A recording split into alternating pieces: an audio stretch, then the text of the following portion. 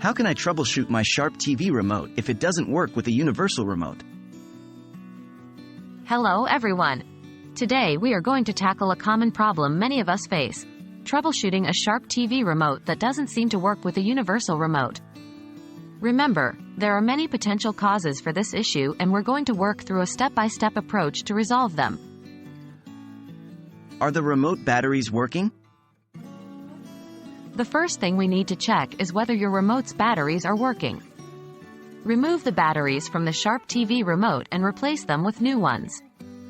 Ensure that they are inserted correctly, with the positive and negative terminals matching the indications inside the battery compartment. Test the remote again. If it works, great. If not, let's move on to the next step. Is the universal remote programmed correctly? Next, we have to ensure that the universal remote is correctly programmed to control your Sharp TV. Universal remotes require specific codes to work with different devices.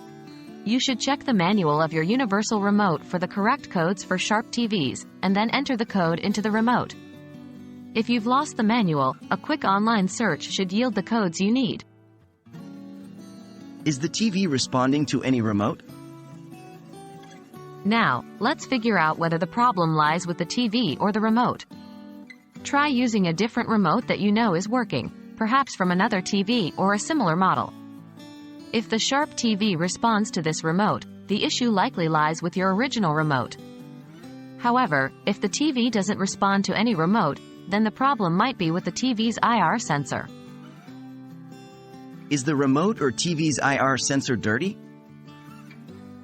Another common issue is dirt or grime blocking the infrared IR sensor on the TV or the remote. Carefully clean the IR sensors on both the remote and the TV using a soft, lint-free cloth. Make sure that the path between the remote and TV is clear of any objects that might interfere with the IR signal. Hopefully, one of these steps has resolved your issue.